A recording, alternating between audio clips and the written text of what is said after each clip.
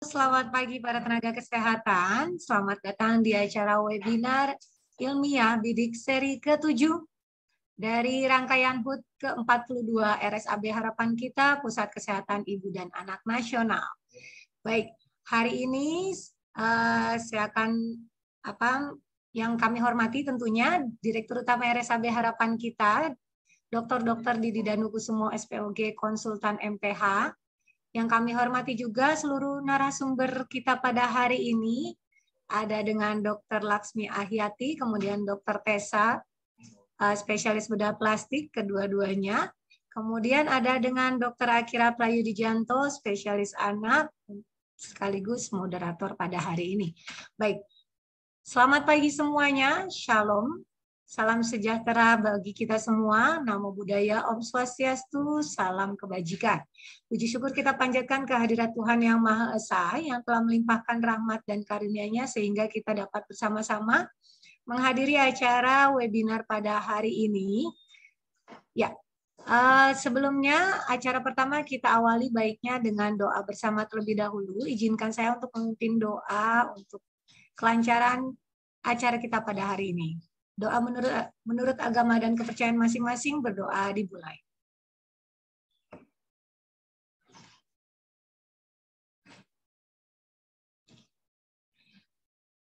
Berdoa selesai.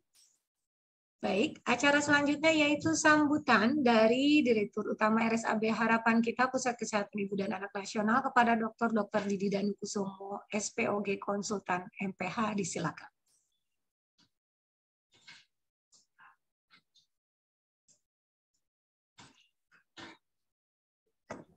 Pertama-tama marilah kita panjatkan kehadirat Allah SWT karena atas perkenanannya kita dapat menyelenggarakan acara webinar dengan tema besar Improving Birth Defect Outcome. Acara ini merupakan acara serial dengan 7 topik tentang kelainan bawaan, mulai dari deteksi kapan kelainan bawaan sampai tata laksana komprehensif yang diselenggarakan dalam webinar serial pada bulan November dan Desember. Acara ini merupakan bagian dari serangkaian acara ilmiah dalam memperingati Hari Ulang Tahun RSAB Harapan Kita ke-42. Tema besar Hari Ulang Tahun RSAB Harapan Kita tahun ini menetapkan Ibu dan Anak Sehat Tumbuh Indonesiaku. RSAB Harapan Kita merupakan Pusat Kesehatan Ibu dan Anak Nasional, Center of Excellence Interdisciplinary Women, Perinatal and Child Health. Hal ini akan memberikan gambaran kinerja RSAB Harapan Kita dengan memberikan kontribusi yang nyata dalam layanan terpadu berkesinambungan dalam kesehatan perempuan, perinatal, anak, remaja, dan dewasa sampai usia geriatri. Dan tidak hanya terfokus pada kesintasan kasus-kasus kelainan bawaan, namun juga kesintasan hidup yang optimal dan tata laksana semua masalah pada awal masa pertumbuhan dan perkembangan serta pendidikan anak hingga remaja. BIDIK merupakan Birth Defect Integrated Center, salah satu program terpadu deteksi dan tata laksana kelainan bawaan lahir, mulai dari prakonsepsi, konsepsi, prenatal, dan postnatal, sampai dewasa dan geriatri. BIDIK merupakan salah satu program unggulan RSAB kita yang telah dikembangkan sejak tahun 2013. Program ini terus dikembangkan menjadi sistem pengakuan jejaring layanan kesehatan ibu dan anak dalam bentuk kolaborasi dengan kelompok staf medik nasional, keperawatan, dan tenaga kesehatan lain di lingkungan RSAB Harapan Kita. Dengan demikian, kegiatan webinar serial ini diharapkan menjadikan RSAB Harapan Kita terus meningkatkan mutu layanan yang terpadu, berkelanjutan berkolaborasi antar lintas sektor demi memperkuat engagement partnership, yaitu bekerjasama dengan mitra secara transdisipliner. Secara garis besar, acara ini bertujuan menambah pengetahuan dan kompetensi para sejawat dimanapun berada, mulai dari dasar sampai lanjut, basic to advance, yang menangani kasus kelainan bawaan lahir, dan juga meningkatkan kolaborasi lintas disiplin ilmu dalam pelayanan kesehatan dan kesejahteraan hingga menuju Indonesia sehat, optimal, dan berkualitas, serta optimalisasi pelayanan rujukan kesehatan berbasis interdisciplinary team dan continuum of care. Adapun webinar bidik yang terdiri dari 7 seri. Yang pertama, topik teknis medis deteksi dini, prioritas pelayanan bawaan lahir mulai dari deteksi dini, tata laksana kasus, congenital talipes equinovarus, critical congenital heart disease, cleft lip and palate, hipotiroid congenital, congenital rubella syndrome, dan thalassemia. Yang kedua, topik tentang penanganan bayi kuning. Yang ketiga, topik tentang tata laksana neurologic defect, baik tentang deteksi dini maupun tata laksana untuk para klinik. Dan webinar awal tentang bagaimana perawatan MPD. Topik tentang tata laksana komprehensif kasus omphalokal dan gastrositis, mulai deteksi dini sampai deteksi dini prenatal sampai tata laksana postnatal. Yang kelima, topik tentang bagaimana mencegah adanya keterlambatan deteksi kasus-kasus bedah seperti infeksi frontal, kolestasis jaundice, dan nyeri perut akut supaya tidak perlu keadaannya. Topik tentang penanganan bedah rekonstruksi pada anak. Besar harapan kami ketujuh acara webinar tersebut dapat membantu para klinisi dapat terus meningkatkan kompetensi dalam menangani kasus dengan pelayanan bawaan lahir berbasis bukti ilmiah tertinggi. Ibu dan anak sehat, tumbuh Indonesia. Sekian yang dapat saya sampaikan, kurang lebihnya mohon maaf. Semoga acara ini dapat berjalan lancar dan bermanfaat bagi seluruh kita. Wabillahi taufiq wal hidayah. Assalamualaikum warahmatullahi wabarakatuh. Waalaikumsalam warahmatullahi wabarakatuh. Terima kasih kepada Direktur Utama kami. Baik, untuk acara selanjutnya yaitu paparan materi. Hari ini itu webinar bidik seri ke-7. Ini adalah webinar seri yang terakhir dari rangkaian HUT ke-42 RSAB Harapan Kita. Baik, untuk hari ini temanya yang diangkat adalah penanganan rekonstruksi pada kasus anak. Yang akan paparan nantinya yaitu ada dengan Dr. Tessa Puspitasari, spesialis bedah plastik rekonstruksi. Kemudian ada juga dengan Dr. Laksmi Ahyati, spesialis bedah plastik rekonstruksi. Yang akan memimpin paparan kedua narasumber kita pada hari ini yaitu Dr. Akira Prayudijanto, spesialis anak selaku moderator. Sebelumnya saya akan membacakan CV Dr. Akira terlebih dahulu.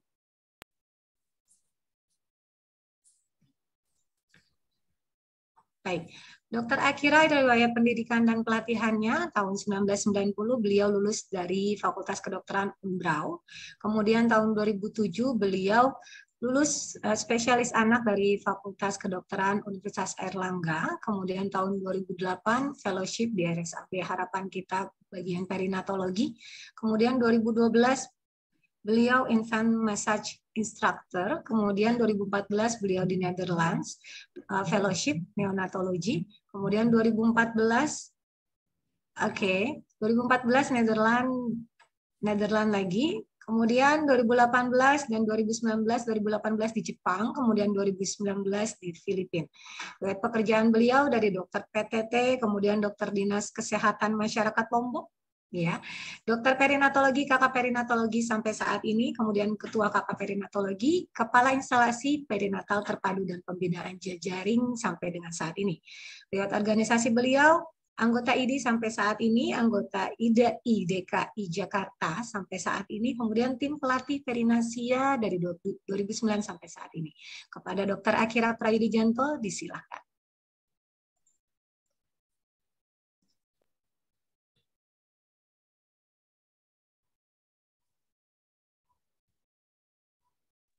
Mohon izin, suaranya masih di mute, Dok. Oke, apakah suara saya sudah terdengar? Halo? Sudah, Dok. Oh, oke, makasih. Bismillahirrahmanirrahim. Assalamualaikum warahmatullahi wabarakatuh. Selamat pagi teman-teman semua. Salam sehat para sejawat, para senior-senior sekalian. Hari ini saya mohon izin untuk menyampaikan webinar kami yang dalam siklus ini yang terakhir, webinar ilmiah mengenai bidik. Saya mohon izin sebagai moderator. Jadi yang kami sampaikan untuk webinar saat ini terutama mengenai kasus-kasus yang memerlukan bedah rekonstruksi. Jadi kami mengundang untuk memaparkan adalah Dr. Tessa bersama Dr. Lasmi. Keduanya adalah dokter dari tim bedah plastik di RSAP Harapan Kita, Pusat Kesehatan Ibu dan Anak Nasional. Memang banyak kasus-kasus kita akan melihat tidak hanya secara kuantitas ya, tapi juga kualitas. Karena kita melihat masalah rekonstruksi ini ada juga masalah kualitasnya, jadi quality of life-nya. Jadi jangan sampai anak ini juga nanti bermasalah untuk kegiatan sosialisasi dengan temannya.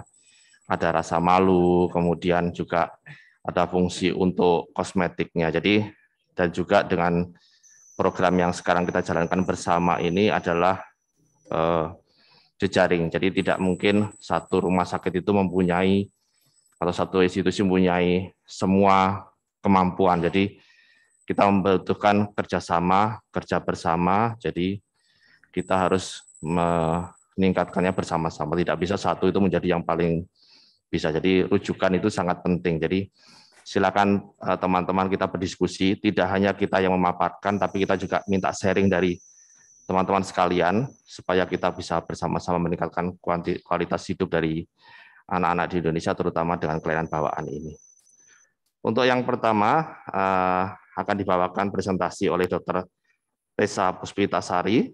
Beliau adalah pegawai negeri di RSAP Harapan Kita mulai tahun 2018. Beliau lulus dari FK Universitas Indonesia dan melanjutkan program pendidikan dokter spesialis bedah plastik dan rekonstruksi dan estetik di FKUI. Beliau anggota Perhimpunan Dokter Spesialis Bedah Plastik Indonesia. Untuk saat pertama, kami persilakan Dr. Tessa untuk menyampaikan presentasinya. Baik, terima kasih Dr.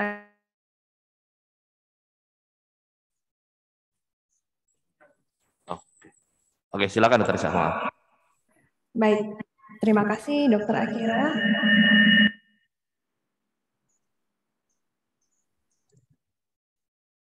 Ya. Silakan. Suara saya cukup jelas? Jelas ya. Jelas, Dok. Baik, terima kasih. Selamat pagi, salam sehat. Kita hari ini akan mencoba untuk berdiskusi mengenai pengenalan kasus-kasus rujukan bedah plastik pada anak. Sebagai pengenalan, kita lihat dulu sejarah mengenai bedah plastik ya. Bedah plastik itu berasal dari kata plastikos, suatu kata di bahasa Yunani yang artinya adalah untuk membentuk, mengubah atau mengembalikan bentuk asal. Nah, kata-kata ini memang sudah dikenal di bahasa Inggris sejak tahun 1598, jadi jauh melebihi kata plastik yang kita kenal sekarang ya, suatu biji plastik materi yang terbuat dari petroleum. Dan pertama kali bedah plastik ini tertulis ya, tindakan bedah plastik tertulis di suatu papirus dari peradaban Mesir kuno yang akhirnya dibawa ke peradaban India kuno dan akhirnya menyebar ke daratan Eropa. Ini adalah awal mula lahirnya bedah plastik. Pertama kali banyak tulisan mengenai tabib kuno dari India, yaitu Susruta atau Maharishi Susruta, yang membuat sebuah buku yang berisi dari ratusan tindakan bedah pada tahun 800 sebelum Masehi, dan yang paling sering dikenal adalah tindakan nasolabial flap. Jadi saat itu memang orang-orang yang dihukum dilakukan pemotongan hidung, sehingga tabib ini melakukan tindakan penutupan defek pada hidung dengan nasolabial flap untuk memperbaiki kualitas hidup mereka. Kemudian bapak bedah plastik modern yaitu adalah Dr. Sir Harold Gillis yang menerbitkan sebuah buku mengenai plastic surgery of the face pada tahun 1920 setelah beliau menangani ratusan kasus tentara-tentara yang terluka pasca pengeboman, luka tembak, luka bakar saat Perang Dunia Pertama. Jadi bedah plastik memang pada awalnya adalah akar keilmuannya adalah mengenai rekonstruksi. Berikut adalah ruang lingkup mengenai bedah plastik ya. Secara garis besar dibedakan menjadi dua bagian, yaitu bedah plastik yang menangani rekonstruksi dan juga menangani estetik. Untuk rekonstruksi biasanya kita menangani pasien-pasien dengan kelainan cacat bawaan atau kongenital, ada juga yang kelainan yang didapat, misalnya trauma, pasca kecelakaan lalu lintas, luka bakar, dan yang lain-lain. Sedangkan untuk sub estetik, biasanya kita melakukan contouring atau membentuk kembali bagian-bagian tubuh, dan juga rejuvenation atau peremajaan. Secara subtopiknya untuk rekonstruksi terbagi dari beberapa bagian, yaitu kelainan kranofasial dan trauma kraniofacial, hand surgery atau operasi bedah tangan, malformasi vaskuler dan limfatik, luka bakar, kemudian microsurgery, penanganan luka, dan genitalia eksterna. Untuk kongenital anomali nanti akan kita bahas lebih lanjut untuk pada subtopik bedah plastik pada anak ya. Kemudian untuk estetik misalnya adalah dibagi 3 bagian, facial bone contouring seperti renoplasti, malarplasti, facial rejuvenation seperti facelift, dan body contouring misalnya liposuction, breast augmentation, dan lain-lain. Kita akan bahas lebih lanjut mengenai bedah plastik pada anak. Jadi topik-topik yang biasanya kita dapatkan atau kasus-kasus yang biasa kita dapatkan pada anak yang datang ke bedah plastik antara lain adalah berikut ini: sumbing bibir dan langit-langit, kemudian anomali atau kelainan pada kraniofacial yang cacat bawaan, malformasi vaskuler dan limfatik, kemudian penanganan luka, baik itu luka akut maupun luka kronis, penanganan luka bakar, dan juga bedah tangan. Pada sumbing bibir dan langit-langit, kita bisa dapatkan kelainan yang isolated atau misalnya hanya berdiri sendiri ya, hanya mengalami kelainan cleft lip dan palate, bisa juga disertai dengan kelainan sindromik lainnya. Misalnya pada Pierre-Robin syndrome dan lain-lain. Nah, untuk sejawat yang ada di fasilitas primer, kita harapkan pada awalnya boleh memberikan take home message kepada orang tua pasien mengenai edukasi feeding.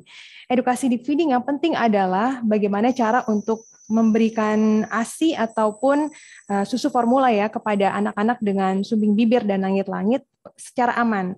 Karena biasanya memang anak-anak ini tidak dapat menghisap karena tidak dapat membuat ruangan vakum di dalam mulutnya.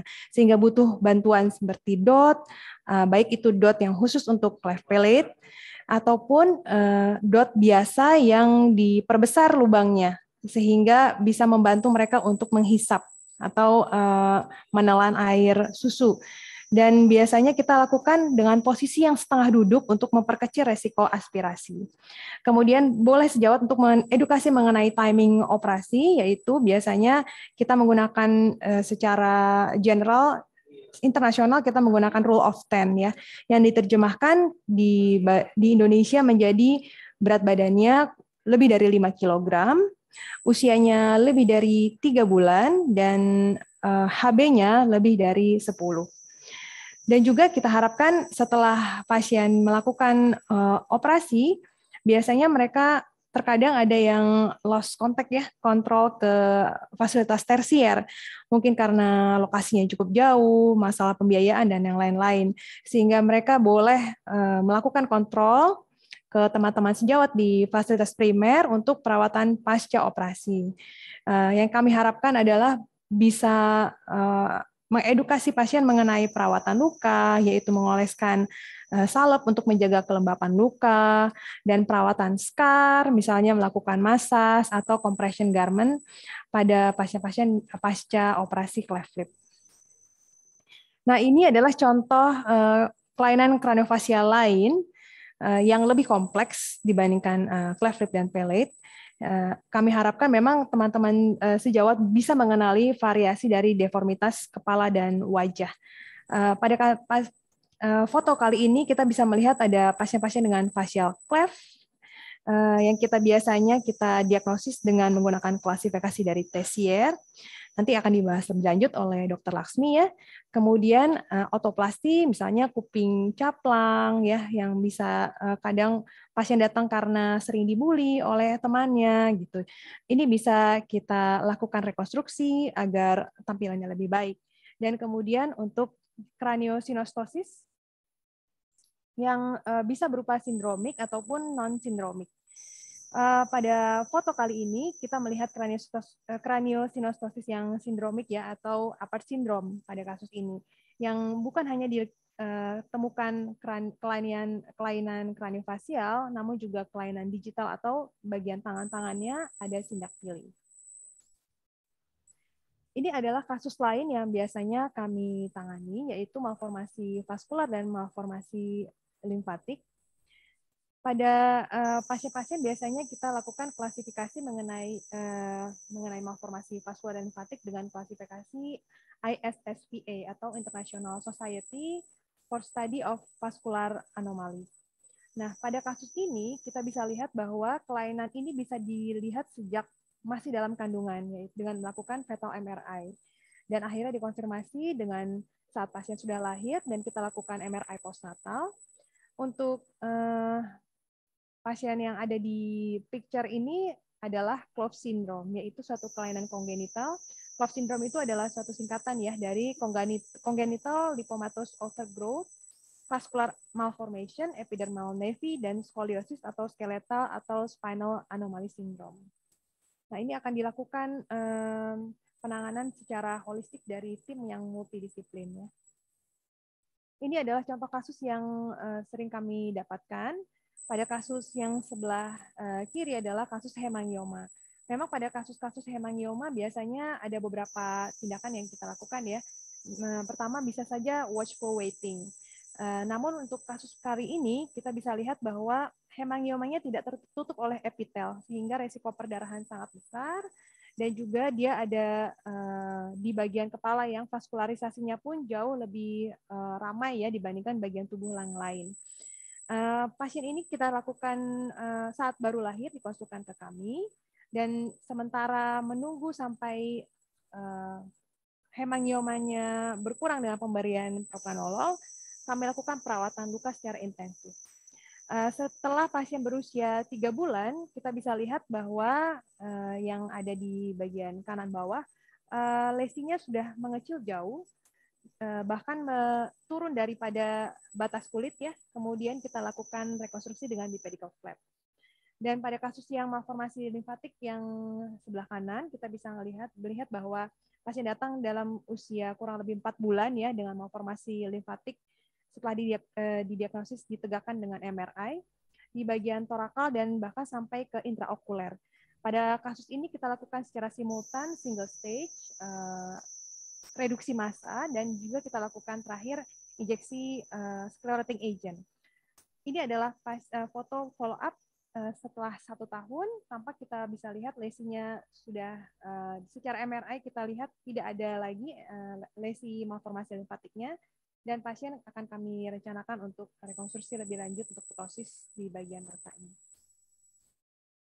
Ini contoh lain wound treatment yang kami dapatkan di RSAB. Biasanya pasien datang dengan penyebab trauma ya, ataupun infeksi pada kulit, dan juga pasca ablasi tumor, dan juga bisa juga karena kelainan kongenital. Nah, tujuan perawatan luka ini adalah supaya jaringan yang terluka ini menjadi vital, dan yang definitif adalah penutupan defek untuk memperbaiki kualitas dari hidup pasien. Pada foto di sebelah kanan ini kita bisa melihat bahwa pasien dikonsulkan dengan pasca ablasi tumor oleh sejawat bedah torak, yang kami akhirnya lakukan debris demang dan penutupan luka secara primer dengan piston flap. Untuk pasien kali ini kita bisa melihat pasien dengan kelainan kongenital ya. Pasien ini dikonsulkan dengan abses luas pada bagian torakal dan beberapa bagian lain di bagian tubuh. Tampak bahwa kita bisa melihat eskar dan jaringannya tidak vital ya, bagian dermisnya. Setelah kita tim multidisiplin dengan juga sejawat kulit menganalisa bahwa pasien ini mengalami kelainan epidermolysis bullosa, yaitu lemahnya dermojunction dari kulit sehingga lesi atau iritasi sekecil apapun dapat menyebabkan luka yang besar seperti ini. Nah, pada pasien ini bulenya terinfeksi sehingga menyebabkan defek yang cukup luas. karena kami tidak dapat melakukan tindakan lainnya ya, dalam arti penutupan defek secara primer, karena ditakutkan akan membuat lesi tambahan yang akan merugikan pasien, maka kami rawat secara konservatif agar luka dapat menutup secara sekunder. Oke. Tes. Oke. Untuk brain injury, biasanya kami mendapatkan pasien-pasien dengan kriteria rujukan berikut ini, yaitu luka bakar lebih dari 10%, luka bakar derajat 3, meskipun hanya 1%, karena luka bakar derajat 3 tidak dapat menutup secara sekunder ya, harus dilakukan penutupan defek secara primer, baik itu dengan skin graft ataupun dengan flap. Kemudian luka bakar di area khusus seperti daerah wajah, daerah sendi-sendi besar, dan daerah tangan, karena pada area-area tersebut sangat rentan terhadap terjadinya kontraktur. Dan juga pasien-pasien dengan trauma inhalasi, karena pasien tersebut membutuhkan perawatan intensif di ICU untuk menjaga airway. Yang kami harapkan dari teman-teman sejawat di fasilitas primer saat mendapatkan kasus akut dari luka bakar adalah tentunya yang pertama adalah airway, breathing, dan circulation ya. Dan juga dilakukan irigasi dengan air mengalir. Dari jurnal kita dapatkan bahwa irigasi dengan air mengalir dalam kurun waktu kurang lebih 30 menit pasca kejadian bisa menurunkan derajat kedalaman luka bakar sampai 1 level di bawahnya. Contohnya pasien dengan grade 2B ya, dengan dilakukan irigasi dalam tempo misalnya 30 menit setelah pasca kejadian bisa menurunkan derajat menjadi grade 2A ataupun grade 1. Dan jangan lupa bahwa pada kasus khususnya pada anak-anak, termoregulasi kadang masih belum baik, sehingga sejawat juga harus berhati-hati jangan sampai terjadi hipotermia pasca irigasi dengan air mengalir. Harus segera dilakukan pembalutan luka pasca dilakukan irigasi. Jangan lupa dilakukan dokumentasi atau foto lesi yang terluka sebelum dilakukan pembalutan luka sehingga saat dirujuk kita tidak perlu membalut luka lagi untuk mengetahui bagian mana yang terkena, hanya cukup dari dokumentasi foto. Dokumentasi foto yang baik bukan dalam zoom ya, zoom untuk melihat lesi yang terbakar, melainkan harus mengenai 2 sendi. Umpamanya pada kasus yang kita bisa lihat foto di sebelah ini, bisa kita dapatkan bahwa karena dia ada di telapak tangan dan di punggung tangan, kita bisa memfoto mulai dari ujung jari-jari hingga ke pergelangan tangan. Contoh lain misalnya apabila ada di lengan bawah, maka kita bisa melakukan foto mulai dari ujung jari hingga ke sikut.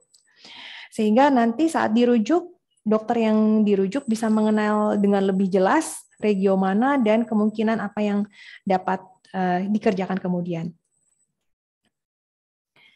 Ini adalah contoh hand surgery atau bedah tangan, operasi bedah tangan yang sering kami lakukan. Pada kasus ini bisa kita lihat ada kelainan kongenital ya. Yang sering kami hadapi adalah antara polidaktili dan sindaktili. Polidaktili bisa secara garis besar bisa kita bedakan menjadi 3 bagian, yaitu polidaktili ulnar yang biasanya ada jari tambahan di sisi kelingking, kemudian aksial, jari tambahan di tengah aksis tangan, yaitu biasanya di jari tengah ya, dan yang radial, yaitu biasanya penambahan jari di bagian ibu jari. Dan juga sindaktili yang bisa kita bedakan menjadi simple ataupun sindaktili kompleks. Pada foto di sebelah kanan ini kita dapatkan sindaktili yang kompleks ya. Bisa kita lihat ini adalah kelainan Rosbud hand. Rosbud kenapa? Karena dia seperti kuncup ya, menguncup yang kita sering dapatkan pada kasus-kasus Apert syndrome. Yang tadi foto untuk kepalanya yang ada di bagian kraniosinostosis tadi. Dan ini juga adalah kasus-kasus hand surgery yang biasanya kita dapatkan karena kelainan yang acquired atau biasanya karena trauma. Contoh pada pasien yang ada di foto adalah pasien luka bakar terkena dari uap panas magicom ya, penanak nasi, sehingga kulit yang di bagian kelingkingnya ini tidak tertangani dengan baik pada saat akutnya. Dan datang dengan 6 bulan kemudian dengan kontraktur pada jari kelingking kiri. Dan kita lakukan rilis kontraktur dan kita tutup defect dengan skin graft. Baik, demikian kurang lebih yang bisa saya sampaikan. Semoga bermanfaat bagi semua ya. Terima kasih. Terima kasih Dr. Tessa, penjelasan beberapa kasus yang membuka mata kita juga teman-teman, saya pikir beberapa teman-teman di daerah maupun di fasilitas yang sama maupun fasilitas primer bisa menjadikan suatu pelajaran. Jadi kalau kita melihat mungkin sekarang karena eranya adalah era telekonsultasi dan juga telemedicine, jadi tadi Dr. Tessa sudah memberikan beberapa clue, kirim fotonya seperti ini. Jadi contoh, sekarang juga karena kebetulan saya di instalasi pendampingan jejaring, jadi nanti sistem rujukan terpadu untuk teman-teman di rumah sakit itu nanti akan difasilitasi dengan telemedicine, jadi bisa kirim data. Kalau sementara ini hanya bisa data manual by WA, maka nanti akan bisa dikonekkan dengan data yang bisa mendukung seperti foto, MRI, bahkan USG, dan juga teman-teman silakan bisa berkontak dengan kami juga ada Berdefect Integrated Center. Jadi misalnya ada kelainan bawaan di tempat teman-teman yang ingin mengetahui apakah ada sindromik itu kemudian beberapa gejala dengan kemungkinan kelainan kromosom, bisa hanya dikirim darahnya saja ke kita. Jadi pasiennya bisa dirawat di sana dulu, dikirim darah ke kita, nanti kita bisa memeriksakan 10 hari kerja, insya Allah sudah jadi. Tentu ini akan memberikan banyak manfaat untuk pelayanan kita semua. Jadi tidak usah semuanya mempunyai pemeriksaan yang detail, tetapi dibantu oleh jaringan. Nah, mungkin itu yang nanti kita juga mendapatkan sharing dari teman-teman sekalian yang pasti banyak pengalamannya di lapangan. Untuk presentasi berikutnya, kami minta untuk melanjutkan presentasi, yaitu Dr. Lasmi Ahyati. Beliau ini adalah dokter spesialis bedah plastik, rekonstruksi dan estetik. Beliau lulus dari FK Universitas Diponegoro Semarang, kemudian melanjutkan program pendidikan dokter spesialis bedah plastik, rekonstruksi dan estetik di FKUI RSCM. Riwayat pekerjaan adalah PNS, sekarang beliau adalah di RSAP Harapan Kita dan praktek juga secara pribadi. Posisi sekarang beliau adalah sekretaris Perhimpunan Dokter Spesialis Bedah Plastik Jakarta, Bogor, dan Tangerang, dan juga anggota American Society Plastic Surgeon. Pada kesempatan ini Dr. Lasmi akan memberikan bukan sedikit ya, mungkin mudah-mudahan lebih banyak untuk paparan kasus-kasus kongenital anomali yang tentunya sekarang menjadi salah satu perhatian dalam penurunan morbiditas dan juga mortalitas. Jadi kalau kita melihat angka kematian bayi sekarang mungkin sudah mulai turun, hampir mendekati target kita yang dulu MDGs, mungkin kurangnya itu karena ada kelainan bawaan kongenital. Nah, kualitas nanti akan kita tingkatkan bersama tim dokter bedah plastik. Waktu dan tempat kami persilakan Dr. Lasmi.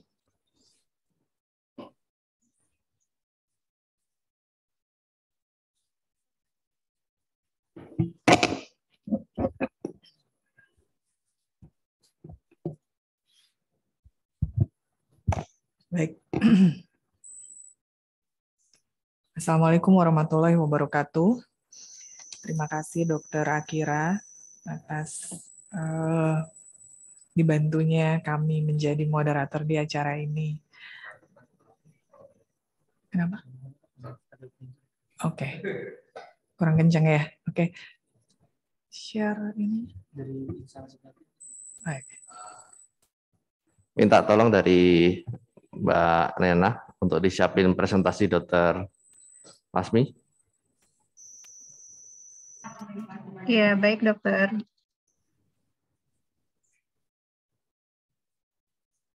Baik,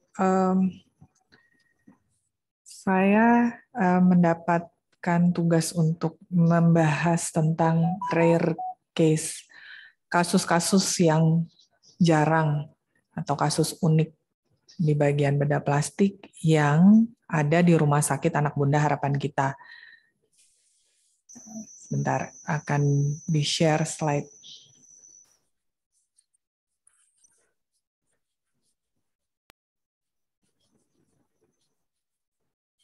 Oke, Berikutnya. Bisa di slideshow, Mbak Nena. Ya, silakan Dr. Lasmi. Baik. Jadi berikut ini adalah beberapa kasus yang jarang dan ada di rumah sakit anak bunda harapan kita dan sudah kami tangani. Slide.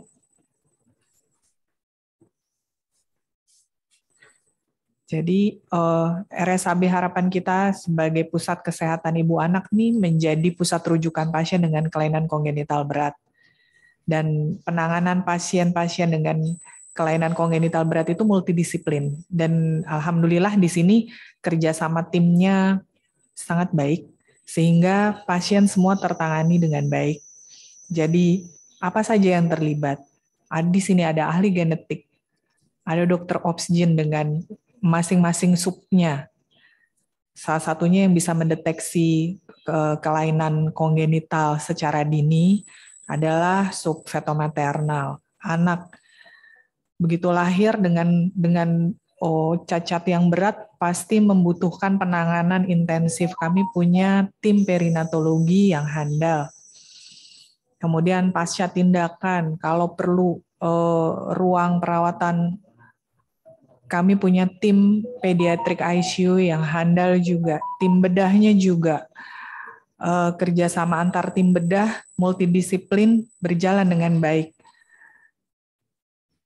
Dan spesialis pendukung lain, misalnya rehab medik, kan dokter gizi anak, karena ini semua penanganan holistik, tidak bisa menangani hanya sepotong-sepotong, ini kasus saya selesai, tidak begitu.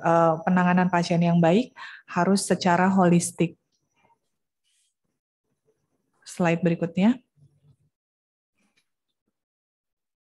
Nah, ini contoh beberapa kasus ya. Generalized lymphatic anomaly ini jarang sekali saya baru ketemu ini, jadi kelainan anomali vaskular tipe limfatik. Generalized karena masuk semua ke jaringan tulang juga masuk, kemudian ke organ interna juga masuk. Ini penanganannya pun multidisiplin. Kemudian Prune-Belly syndrome.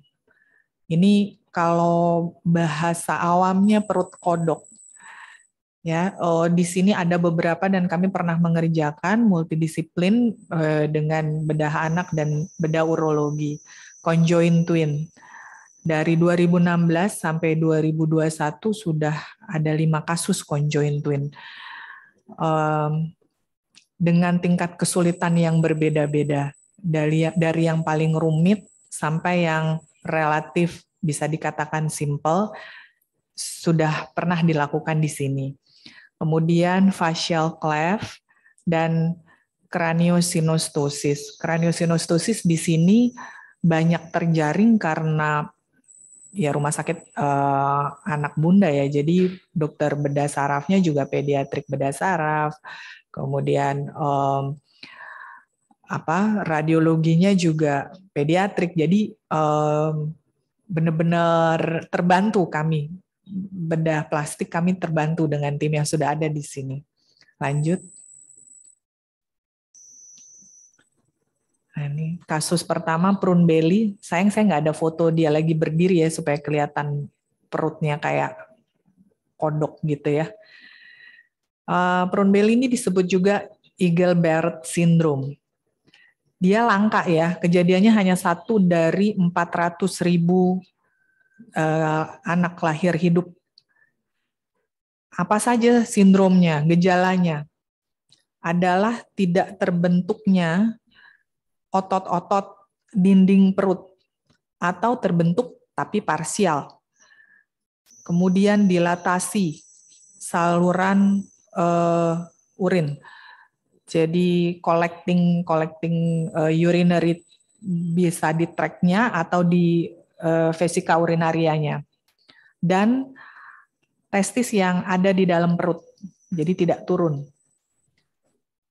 Nah, pada kasus ini kami kerjakan satu operasi bareng dengan tim bedah anak, bedah urologi, kemudian bedah plastik, bedah urologi mulai dengan reimplantasi uretra, orkidopeksi oleh bedah anak, dan kami melakukan abdominoplasti. Slide. Nah, ini fotonya. Jadi kami lakukan fascia application untuk menahan organ intraabdomen supaya nggak menonjol, ya, karena nggak ada penahannya. Ini musculus musculus rectus abdominis internus dan externusnya tidak terbentuk. Jadi cuma ada beberapa lembar, jadi boleh dikatakan tidak ada. Sehingga untuk memperkuat tahanan, kami pun memasang mesh. Kemudian aplikasi dari fascia, aplikasi juga kami tutup kulitnya dengan vest, karena bentuknya seperti vest ya, vest flap. Slide.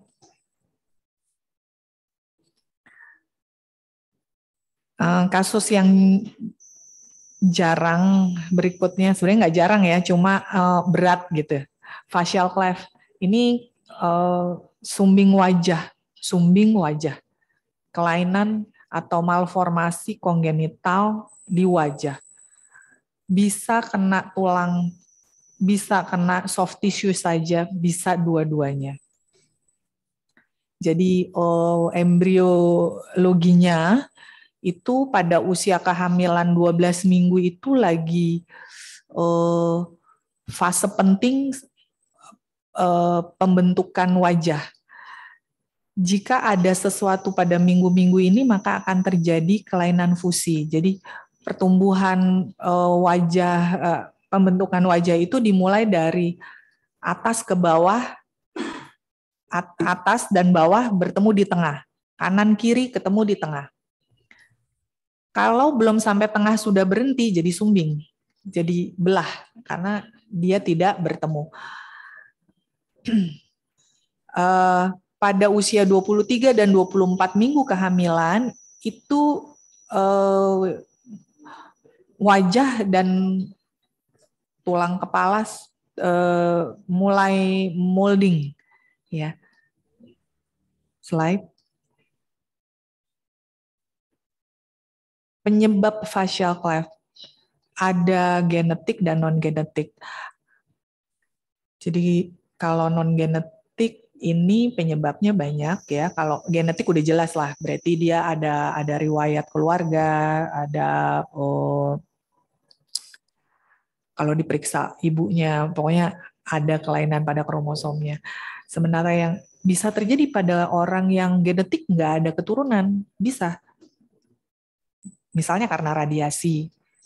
Radiasi juga bukan radiasi kecil, tapi radiasi yang dosisnya besar atau paparannya terus-menerus, itu bisa terjadi.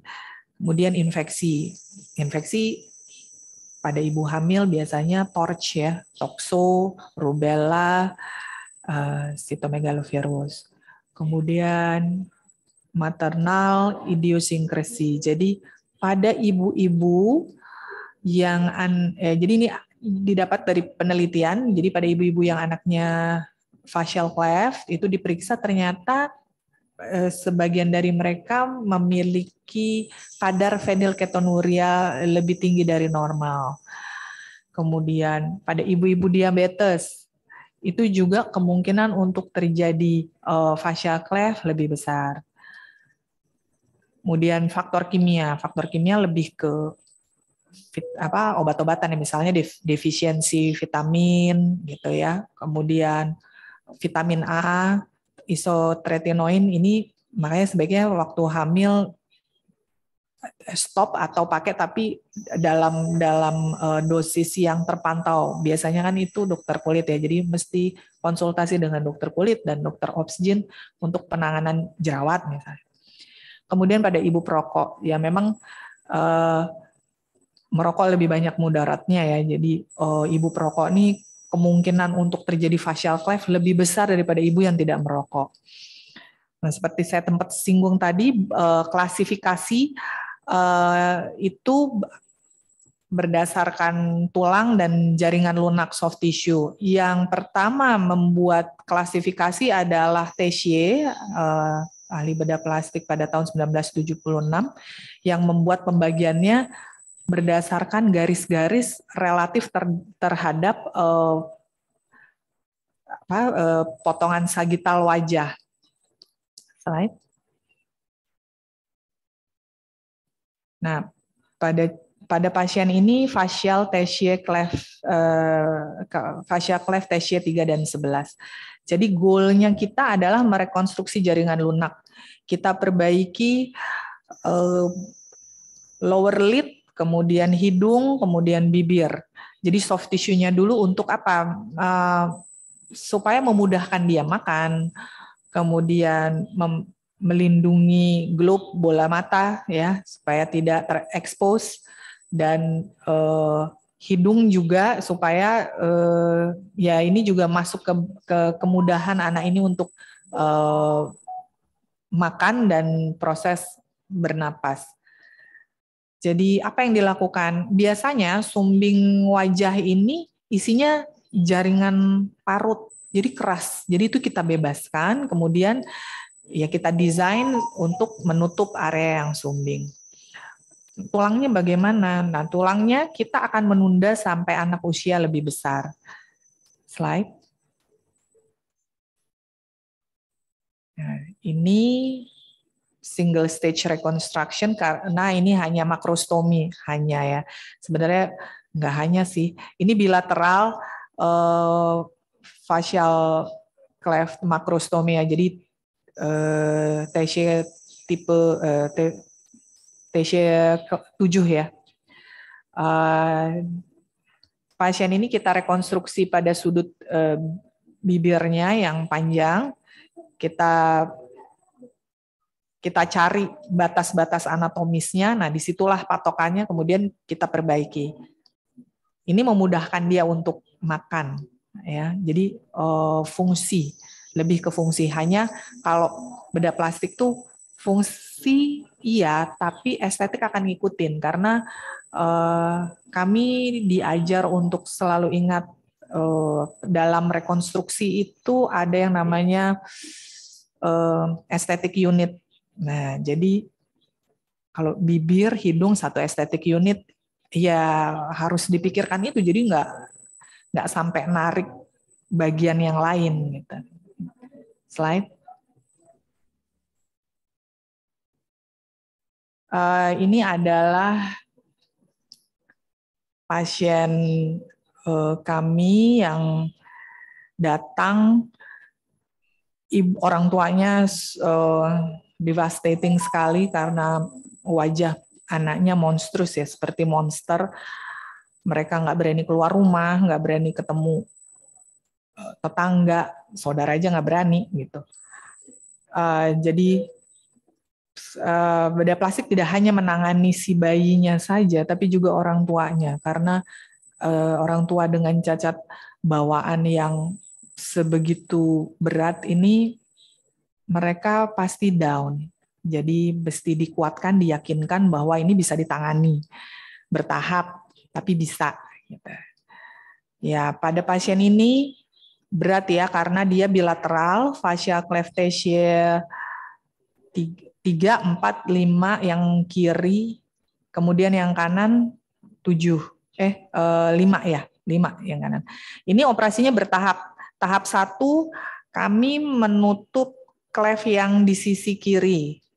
Dan itu kan blefaron inferiornya terbuka ya, kita tutup. Ini matanya sudah destroyed. Jadi kita menyediakan soket untuk dudukan bola mata, tapi karena belum tahu ukuran bola matanya, jadi ya sebisanya dulu. Kemudian pada tahap kedua kita memperbaiki yang sisi kanannya. Ya, ini tulangnya terbelah, kemudian di sisi atas itu ada cekungan karena tulangnya memang cekung di situ. Jadi ini kulit langsung tulang, nggak ada jaringan soft tissue di bawahnya.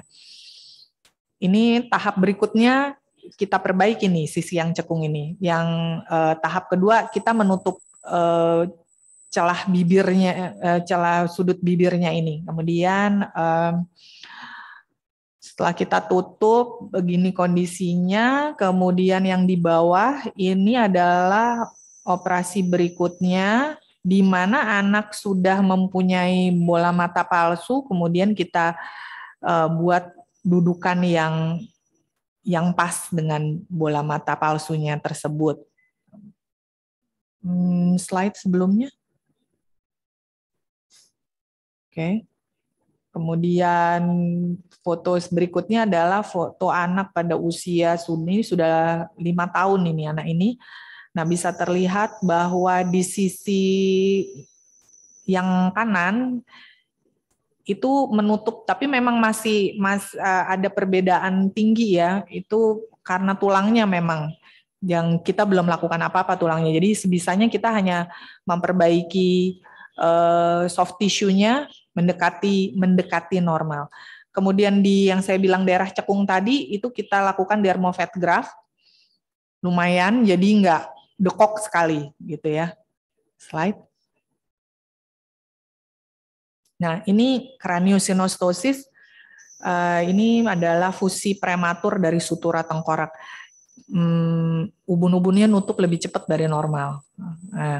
Nah, itu ada 2 tipe, sindromik dan non-sindromik. Kalau non-sindromik isolated itu aja, tapi kalau sindromik biasanya dengan kelainan lain.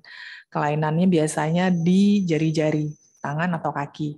Ya, ada Apert syndrome, Kruzong syndrome ya. Nah, ini gambaran di sebelah kanan ini gambaran tipe-tipenya yang jadi kalau nutup koronal sinostotiknya jadi brachycephaly, kemudian kalau nutup yang area sagital jadi palanya panjang gitu ya. Kalau brachycephaly dia lebih memendek gitu. Ya, di sini tipenya ada yang single suture sinostosis hanya 1, ada yang double, ada yang kompleks. Jadi banyak sutura udah nutup gitu. Itu lebih berat lagi kondisinya. Slide.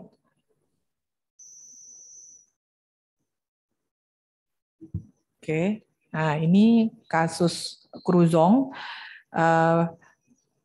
Di sini koronal ya, kita menutup kemudian sehingga tumbuhnya jadi ke kanan kiri nih.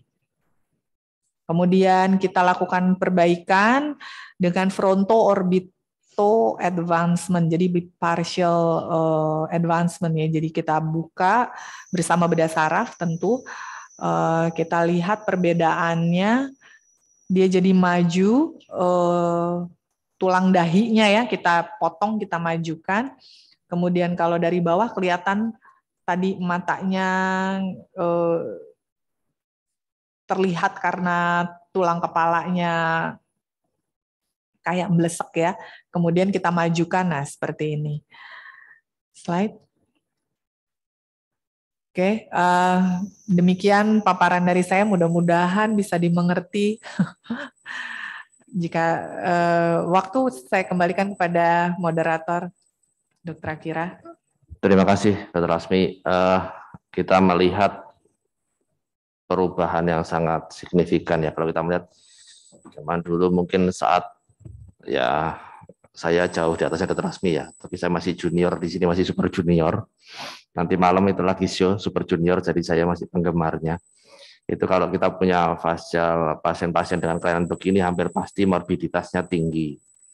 Hampir pasti dia akan meninggal karena kita tidak terapi dengan adekuat, seperti facial cleft, kemungkinan juga meninggal tinggi. Kadang-kadang sudah kita istilahkan hopeless ya, jadi kayak DNR, padahal dia tidak DNR, tidak do not resuscitation. Nah, ini kita berkesempatan kita berdiskusi, kita ngobrol bersama bahwa sebenarnya kita sekarang tidak hanya pada kuantitas yang kita bilang jumlah kematian turun, tapi kualitas. Artinya seperti pasien-pasien dalam tanda kutip asuransi, mestinya juga teman-teman di asuransi memikirkan bahwa tidak semuanya tidak bisa ditanggung oleh asuransi, Karena juga kualitas of life-nya, kualitas hidupnya juga akan membaik bila kita koreksi dengan benar dan bagus. Tapi tentunya perlu tim ya. Tim ini tidak hanya di rumah sakit yang dirujuk, tetapi juga rumah sakit perujuk. Tadi seperti kalau kita sudah tahu sejak dalam kandungan, memang kelihatannya kok dari dokter sejawat kandungan kok ada sesuatu yang kira-kira belum pas. Nanti mungkin karena kita bisa bekerja sama melalui telekonsultasi maupun telemedicine, kita bisa diskusi bareng. Bahkan kalau misalnya agak susah, seperti kita bisa melakukan bersama-sama. Bukan berarti kita yang paling tinggi, tidak. Kita bersama-sama berdampingan. Jadi kita bisa proctoring ke sana. Kita lihat antrian bagaimana teman-teman di rumah sakit yang di atasnya tinggi, jadi kita bisa turun. Tapi tentunya kita juga berusaha pasien ini bisa kita rujuk balik. Ada beberapa kasus yang diskusi tadi sudah disampaikan lewat chat, Dr. Lasmi dan Dr. Tessa. Yang satu tadi ada di chat Dr. Vera ya. Dr. Lasmi bisa buka punya Dr. Vera. Di chatnya sebentar, saya bacakan. Izin bertanya Dr. Lasmi terkait dengan, sebentar, maaf ini Dr. Tino. Izin bertanya dok, saya Dr. Vera pada kasus midline cleft lip, yaitu palatomnya intak, flat nose, single nostril, septum nasinya tidak ada, dengan hasil MRI holoprosencephaly, atau bilangnya holoprosencephaly, alobat dengan large dorsal kysta, ya. Sudah diperiksa kromosom ternyata normal. Apakah untuk cleft lip dan single nostrilnya bisa dikoreksi? Jika bisa, kapan sebaiknya lakukan koreksi? Saat ini penderita usianya 5 bulan, 5,5 kilo terpasang bipisan ya, karena holoprosencephalinya sejak usia 3 bulan. Monggo, mau Dr. Tessa dulu monggo, mau Dr. Lasmi dulu monggo, silakan. Mangga, dok. Baik dok, untuk pasien ini bisa kita simpulkan bahwa pasien ini dengan facial cleft sebenarnya dok ya. Kalau misalnya cleft lip pada midline itu dihitung sebagai T-share 0. Kita bisa lihat bahwa dia bukan hanya cleft lip, memang dia merujuk sampai ke atas ya, dengan single nostril dan tidak ada septum nasi, dan juga ada hasil MRI yang holoprosencephaly. Ini penanganannya memang multidisiplin ya dok. Untuk pasien ini biasanya kita juga akan bekerja sama dengan bedah syaraf. Untuk sementara apakah bisa dilakukan koreksi? Bisa. Saat ini karena pasien berusia 5 bulan, berarti pasien sudah layak untuk mendapatkan tindakan labioplasti ya, atau koreksi labiumnya, dan pasien ini juga sudah 5,5 kilo, artinya juga syaratnya sudah terpenuhi. Hanya nanti kita harus melakukan pemeriksaan lebih lanjut untuk HB, apakah HB-nya normal lebih dari 10, maka bisa segera kita lakukan untuk koreksi cleft lip-nya. Untuk holoprosencephalinya biasanya akan kita tindak lanjut setelah kita diskusikan juga dengan bedah syaraf untuk dilakukannya joint operation ya, joint surgery. Mungkin ada Dr. Lasmi ada tambahan. Silakan Dr. Lasmi. Baik, saya setuju dengan Dr. Tessa bahwa kelainannya klinisnya bisa kita perbaiki. Tidak berarti dia holoprosencephaly terus kita diemin aja, dia sumbing terbuka begitu. Enggak. Kita tetap perbaiki. Ada precaution mungkin yang nanti perlu dibahas atau diketahui oleh sejawat anestesi, sejawat anak, kemudian sejawat bedah saraf, apakah membahayakan si anak atau tidak, bagaimana prognosisnya. Sebenarnya prognosisnya kalau holoprosencephaly agak kurang bagus ya, tapi bukan berarti kita tidak melakukan apa-apa. Dia tetap berhak untuk mendapatkan penanganan. Ya kita melakukan yang bisa kita lakukan. Jadi sudah masuk usia untuk bisa dilakukan operasi penutupan cleft-nya ya pada pasien ini. Begitu. Terima kasih. Terima kasih Dr. Tessa, Dr. Lasmi. Jadi kalau kita melihat kelainan bawaan ini, saya mohon izin. Kita melihat sebetulnya tidak hanya pada kuratif ya. Kalau kita kan teman-teman melakukan kuratif, jadi misalnya nanti preventifnya bisa dilihat kenapa di daerah itu bisa terjadi banyak kasus seperti itu. Kalau bukan kromosomal, berarti non kromosomal, apakah faktor-faktor lingkungan. Nah, nanti dari situ tentunya kita bisa punya seperti pemetaan ya. Kalau saya nggak salah itu talasemi juga di NTT sudah ada pemetaan, tapi memang berlakunya sporadis. Jadi ada teman sejawat yang melakukan penelitian, kemudian dipetakan, tetapi tidak dipergunakan secara peta yang kita pakai nasional gitu. Jadi kalau misalnya ternyata ada tempat-tempat itu kekurangan, misalnya kalau kita tahu neural tube defect kayak kemarin kelainan-kelainan bawaan neural tube defect, ya kita lihat, kita intervensi daerah itu. Jadi tidak semua daerah itu sama gitu untuk penata laksana. Tentu ini tugasnya Kementerian Kesehatan bersama kami semua, bersama teman-teman semua. Jadi kalau bisa sih dicegah, jangan sampai kelainan bawaan gitu.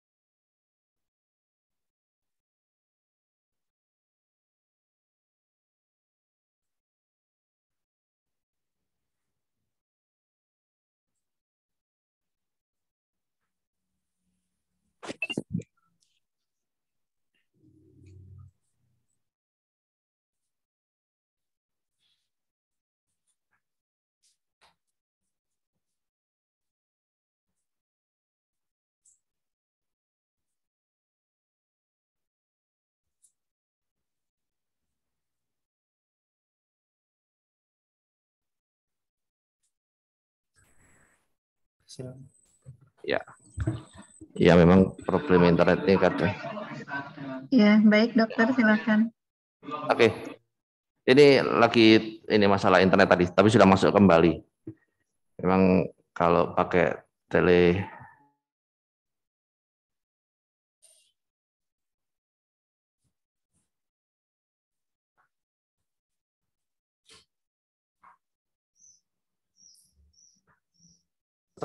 Dr. Lasmi, kalau ada cleft palate itu kan ada risiko untuk dengan kelainan phenylketonuria. Apakah menjadikan suatu policy nantinya kalau ada pemeriksaan? Ya tidak, kita tidak ngomong tidak ngomong cleft palate aja. Artinya algoritma apa yang kita perlukan untuk setiap kelainan bawaan. Tapi Dr. Tino mencontohkan cleft palate dengan pemeriksaan PKU. Apakah diwajibkan atau nanti kita bicarakan termasuk untuk ibunya? Silakan Dr. Tessa, Dr. Lasmi. Monggo, mangga. Baik dok, untuk sementara ini memang belum ada sih suatu kebijakan atau policy untuk screening ya pasien-pasien ibu dengan phenylketonuria. Tapi karena ini sebenarnya penelitiannya retrospektif ya, yang beberapa pasien dengan kelainan tersebut diretrospektif dan didapatkan bahwa memang sebagian, tidak semua pasien dengan phenylketonuria ini anaknya mengalami kelainan tadi. Namun memang ada baiknya saat pasien diketahui ibu pasien dengan phenylketonuria harus diwaspadai atau mulai ada edukasi ya, warning bahwa kemungkinan kehamilan akan menyebabkan A, B, C, dan biasanya dari sejawat obstetrik dan ginekologi akan melakukan screening untuk janinnya ya, dan biasanya untuk kelainan cleft lip dan yang lain-lain tersebut bisa diketahui dengan 3D atau 4D USG ya, yang sekarang sudah maju dok. Jadi sementara ini sih yang saya tahu belum ada policy lebih lanjut untuk melakukan checking ya pada pasien-pasien dengan ibu dengan phenylketonuria. Mungkin Dr. Laksmi ada tambahan dok. Baik, saat ini belum ada policy untuk screening phenylketonuria pada ibu untuk menjaring atau screening facial cleft, karena kalau mau meriksa juga kan misalnya ketahuan bayinya facial cleft kan nggak bisa kita lakukan apa-apa. Ini kan penelitian di luar negeri. Kalau di sana kan aborsi boleh gitu ya. Kalau anaknya tidak berkualitas. Kalau di sini kan tidak. Jadi paling ya pengetahuan ini untuk memprediksi anak berikutnya. Jadi kita terapi ibunya, kemudian nggak boleh sampai terjadi ibunya nggak boleh sakit akibat kelainannya itu, sehingga tidak manifestasi ke si anak gitu. Tapi untuk jangka panjangnya mungkin saja itu bisa kita jadikan polisi, tergantung bagaimana apakah akan dia lakukan penelitian di Indonesia yang menghubungkan antara ibu dengan fetal uri dengan kejadian fascia cleft. Kalau memang angkanya cukup tinggi, mungkin kita bisa mengusulkan ke kementerian untuk membuat skema screening pasien-pasien fascia cleft untuk pencegahan begitu. Dari saya begitu aja, Dokter Tinuk. Dokter Akira, gimana Dokter Akira? Dokter Tinuk, kalau nanti ada yang mau dibicarakan silakan bisa chat lagi atau bisa resend. Memang ada beberapa, kalau kelainan bawaan itu kan mestinya diikuti. Oke, makasih. Kelainan bawaan selalu diikuti oleh kelainan bawaan yang lain ya. Ada dogma seperti itu. Kalau itu bisa bisa di mute yang lain. Maaf, ada yang bocor. Ada yang bocor bisa di mute kan? Oh, dari Mbak Nena ya. Oke, ya Mbak Nena tolong di mute yang lain biar lebih enak. Jadi kalau ada beberapa kelainan bawaan yang mungkin suatu sindromik itu kan kumpulan, tapi ada suatu seperti sequence itu kan berhubungan. Jadi seperti itu biasanya kita akan lebih pastikan ada kelainannya yang lain, termasuk masuk ke kelainan metabolisme. Karena kita sekarang sudah sangat bagus sekali menangani, insya Allah, amin, menangani kelainan bawaan yang kelihatan mata. Nah, sekarang mungkin mulai masuk ke tadi ke inborn error metabolisme ya, Dokter Tino ini salah satu pakar inborn error metabolisme juga.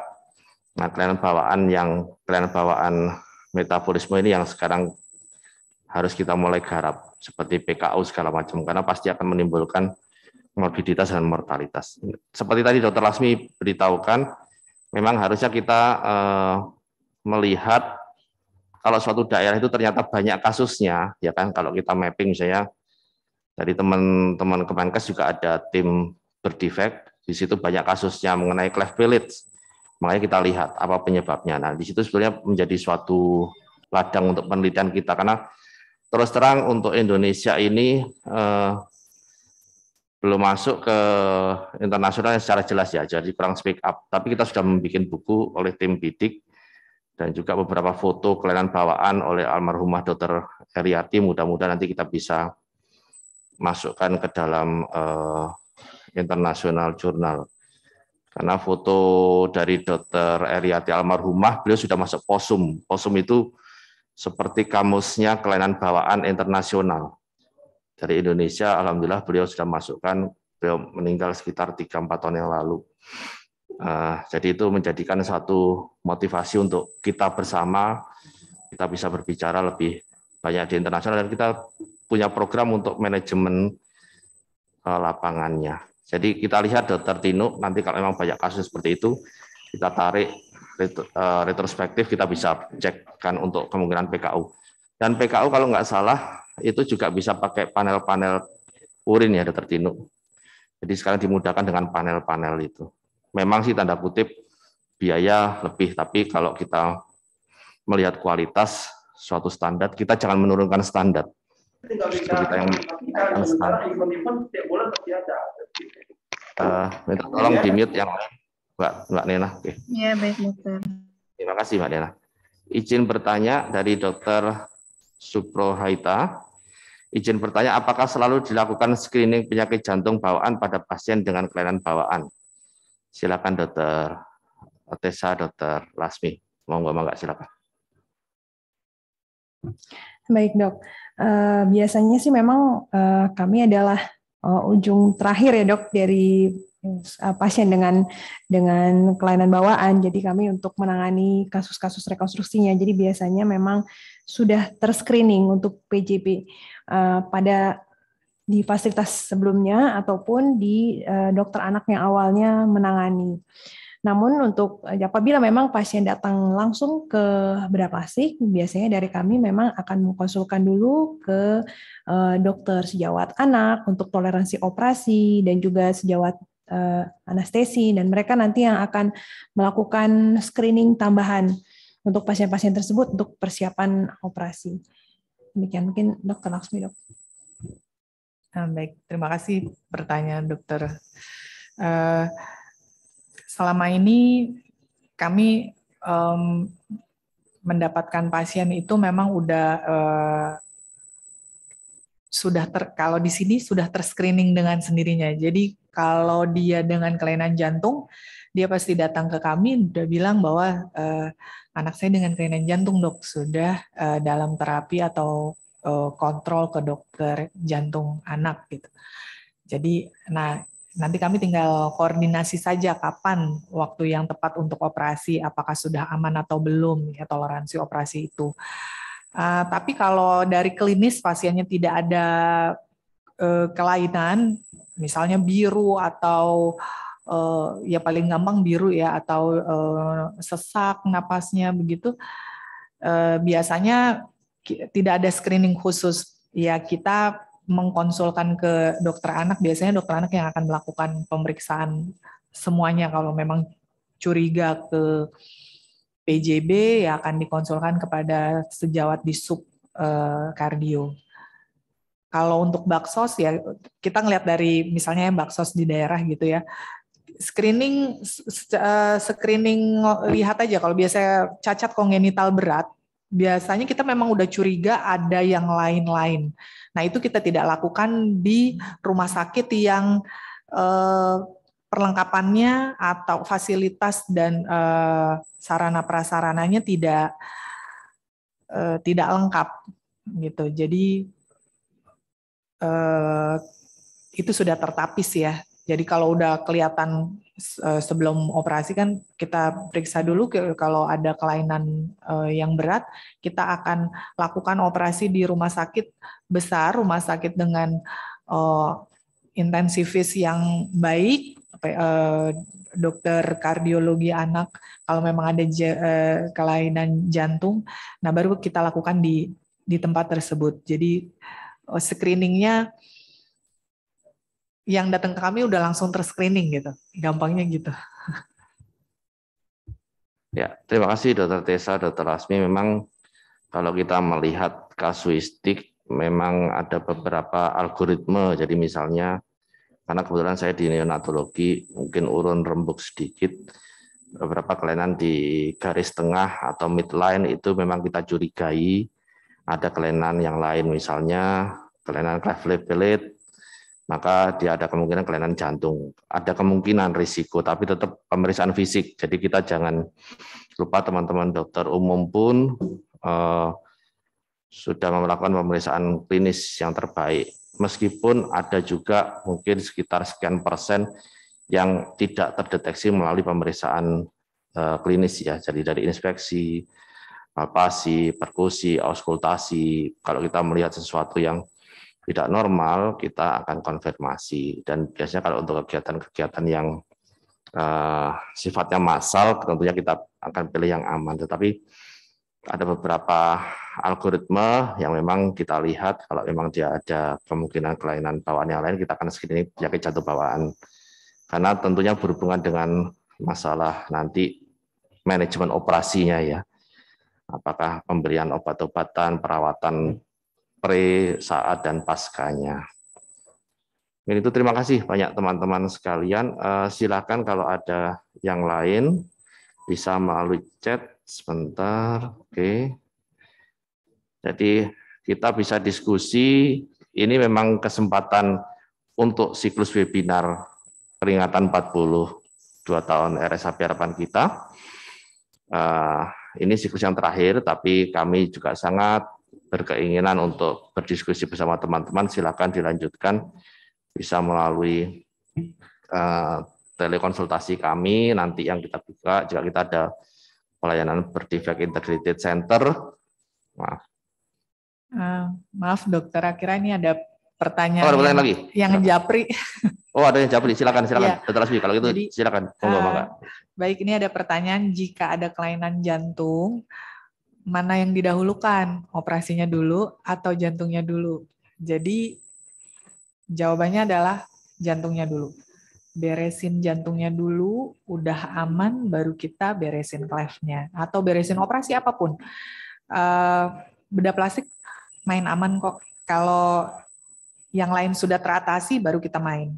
Karena prinsipnya bukan emergency, kecuali emergency ya, itu lain soal. Misalnya kayak pernah bayi baru 1 bulan kita operasi karena malformasi limfatiknya menekan ke jalan napas. Nah, itu dengan segala hal ya kita minta tolong sejawat anak untuk membantu menstabilkan si bayi ini, kemudian juga intensivis dan dokter pediatrik anestesinya supaya operasi bisa berjalan aman. Begitu, Dok. Makasih. Ya, terima kasih. Jadi sudah punya nomornya Dr. Lasmi semua ya sama Dr. Tessa. Terima kasih. Silakan dicapri beliau-beliaunya. Tapi tentu yang kita tekankan kerjasama tim. Tim ini sejak dalam kandungan.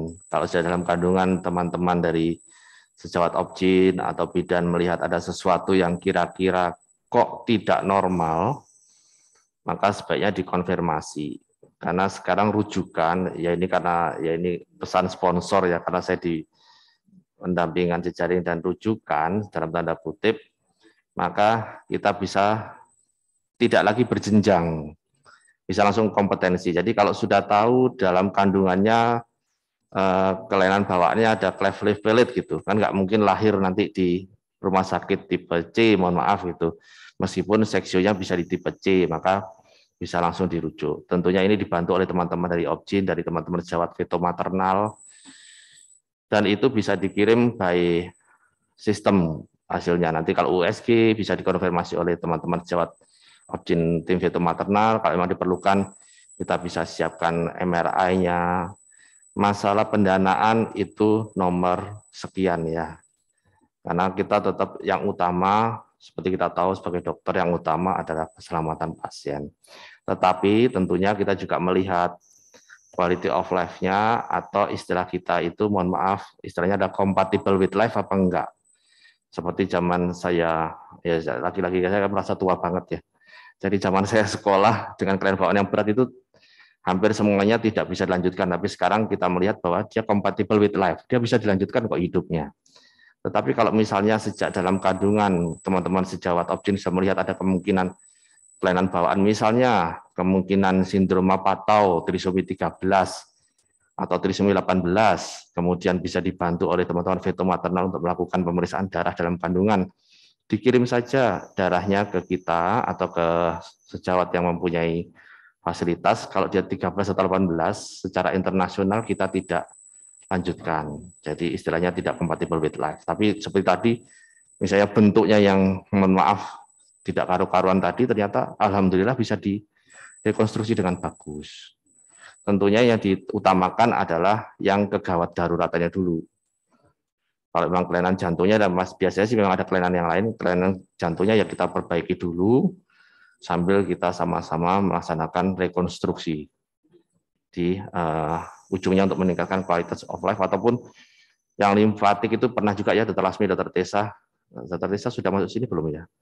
Kita sempat, jadi sejak dalam kandungan sudah kita bicarakan. Oh, iya. Pasien ini nggak bisa lahir kalau nggak dilakukan pembebasan jalan napas, dan itu limfatik juga, dan itu kasusnya sering sebenarnya. Jadi di kita ini pencatatan recording and record itu harus bagus sebetulnya. Jadi lahir kita siapin tracheostomi, tapi ternyata masih bisa masuk, jadi betul-betul besar dia. Jadi itulah perlu kerjasama tim dari teman sejawat Opjin, kemudian setelah lahir tentunya dari teman yang merujuk dari sejawat Opjin, sampai ke kamar operasi, ke teman-teman di tim kita di Perina, sampai teman-teman pendukung yang lain. Mungkin itu yang saya bisa sedikit tambahkan untuk meningkatkan kualitas pelayanan kita. Apakah masih ada yang lain dalam chat, Dr. Lasmi, atau ada yang WA pribadi, Japri? Ya, Dok. Oke. Jadi sedikit mungkin Sebelum kami tutup, silakan, kami mempunyai, bukan berarti kami yang tertinggi terbaik, tapi kita perlu kerjasama tim, kerjasama karena semua ada rumah sakit khusus. Tentunya timnya yang di situ disiapkan, tapi juga teman-teman saya yakin di tempat teman-teman saya yakin kualitas SDM-nya juga bagus. Jadi ada beberapa rumah sakit khusus seperti Rumah Sakit Harapan Kita, maka bisa kita istilahnya kan bisa konsultasi atau bisa japri-japrian. Kalau memang diperlukan, kita sangat-sangat akan membantu bersama. Nah, nanti juga akan dibantu oleh manajemen untuk mengenai pengadministrasian. Syukur-syukur, bukan syukur-syukur ya, kita berharap nanti jejaring ini tidak hanya pelayanan, jejaring ini bisa pendidikan, pelatihan, bahkan penelitian. Jadi misalnya di tempat rumah sakit di daerah ini kok banyak kasus begini, memang kelihatannya kok nggak terlalu bermakna untuk kematian, tetapi kan kualitasnya, maka di situ dilihat. Maka di situ diintervensi, misalnya kekurangan asam folat, atau mungkin tadi misalnya radiasi tinggi. Jadi bisa kita manajemen bersama-sama dari pemerintah daerah juga. Mungkin itu. Dr. Asmi, ada yang mau disampaikan, Dr. Tessa, sebelum kita tutup? Pesan-pesan, silahkan. Japri aja, nomor pribadi enggak dulu ya. Nanti silakan kalau teman-teman melalui SPGDT kami, Sistem Penanganan Gawat Darurat Terpadu kami, dan Sisruto. Ada yang mau disampaikan, Dr. Lasmi, Dr. Tessa, sebelum kita tutup, silakan, Dr. Lasmi, monggo. Dr. Tessa dulu deh. Cukup, Dok. Silakan Dr. Tessa, monggo. Cukup, Dok, dari saya. Pak Lasmi, silakan. Ya, pesan sponsornya adalah kalau ada kasus-kasus seperti yang tadi ditampilkan oleh Dr. Tessa, itu kasus yang tidak bisa ditangani di perifer bisa dirujuk ke rumah sakit yang lebih tinggi atau langsung ke kami di sini karena fasilitasnya sudah lebih lengkap begitu ya, baik SDM-nya maupun fasilitasnya. Kemudian yang penting adalah teamwork ya. Teamwork itu penting dalam setiap pekerjaan, termasuk dalam penanganan pasien. Nah, alhamdulillah di sini teamwork-nya jalan, jadi insya Allah pasien bisa tertangani dengan baik. Itu saja tambahan dari saya. Oke, terima kasih Dr. Tessa, Dr. Asmi, dan teman-teman sekalian. Saya pribadi dan tim mohon maaf apabila ada 1-2 hal yang belum pas. Besar keinginan kami bersama untuk kita selalu kontak-kontak, sharing, kita koordinasi, karena tidak bisa kelainan-kelainan bawaan ini diselesaikan sendiri, baik oleh kami, oleh teman-teman, karena pasti butuh tim multidisiplin.